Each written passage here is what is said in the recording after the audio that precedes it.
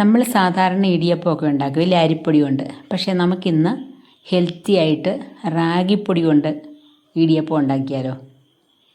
അപ്പം നമുക്ക് വീട്ടിൽ പൊടിച്ച് വെച്ചതോ അല്ലെങ്കിൽ കടകളിൽ നിന്ന് വാങ്ങിയ റാഗിപ്പൊടിയോ ഉപയോഗിക്കാം. ഞാനിപ്പോൾ വീട്ടിൽ പൊടിച്ച റാഗിപ്പൊടിയാണ്.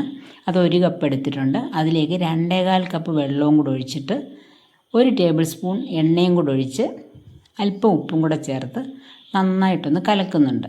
ഒട്ടും കട്ടയില്ലാതെ ഒന്ന് കലക്കിയെടുക്കണം. നമ്മളിത് അടുപ്പിലൊക്കെ വെക്കുന്നതിന് മുമ്പാണ് ചെയ്യേണ്ടത്. ഇപ്പം നന്നായിട്ട് കലങ്ങി കിട്ടിയിട്ടുണ്ട്.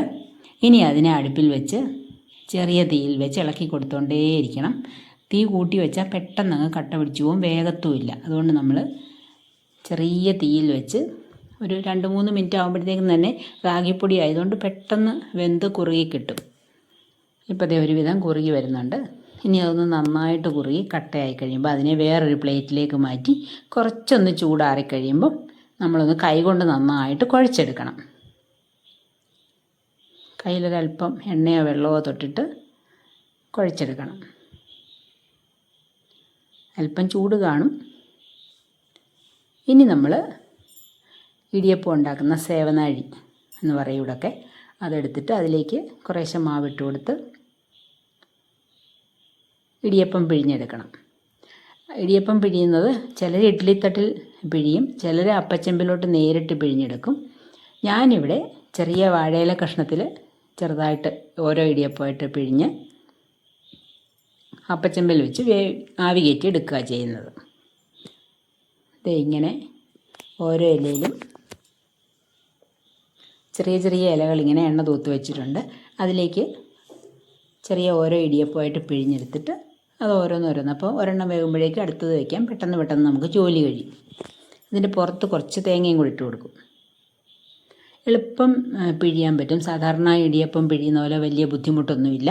വളരെ ഈസിയായിട്ട് അരി കൊണ്ടുണ്ടാക്കുന്നതിനെക്കാട്ടിൽ എളുപ്പം ഉണ്ടാക്കാം. അതിനേക്കാട്ടിലൊക്കെ വളരെ ഹെൽത്തിയുമാണ് റാഗിപ്പൊടി ആയതുകൊണ്ട്. നമ്മളിങ്ങനെ തിളച്ച് കിടക്കുന്ന അപ്പച്ചെമ്പിലേക്ക് ഓരോന്നായിട്ട് ഇറക്കി വയ്ക്കും.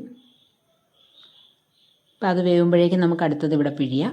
എന്നിട്ട് അത് വെന്ത് മാറ്റുമ്പോഴേക്കും ഇതങ്ങോട്ട് വയ്ക്കാം. അങ്ങനെ എളുപ്പം ജോലി കഴിയും നമ്മുടെ.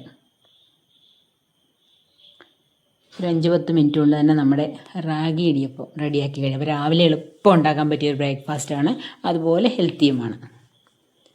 റാഗി മേടിച്ച് കഴുകി ഉണക്കി നമുക്ക് വീട്ടിൽ തന്നെ പൊടിച്ചെടുക്കാം മിക്സിയിൽ. അതല്ലെങ്കിൽ നമുക്ക് മുളപ്പിച്ചിട്ട് ഉണക്കിയിട്ട് അതും അങ്ങനെയും പൊടിച്ചെടുക്കാം. ഹെൽത്തി ആയിട്ട് റാഗിപ്പൊടി വീട്ടിൽ തന്നെ ഉണ്ടാക്കാൻ നോക്കുക. അപ്പോൾ നമ്മുടെ ഇടിയപ്പം ഇവിടെ റെഡിയായി കഴിഞ്ഞു. കുറച്ച് തേങ്ങ കൂടിപ്പോയി, അതാണ് ഇടിയപ്പം കാണാനില്ലാത്തത്. ഇവിടെ തേങ്ങ കുറച്ചധികം എല്ലാവർക്കും ഇഷ്ടമാണ്, അതുകൊണ്ട് കുറച്ചധികം തേങ്ങ ഇട്ടേക്കുന്നത്. അപ്പോൾ എല്ലാവരും ഈ ഇടിയപ്പം ഒന്ന് ട്രൈ ചെയ്ത് നോക്കണം.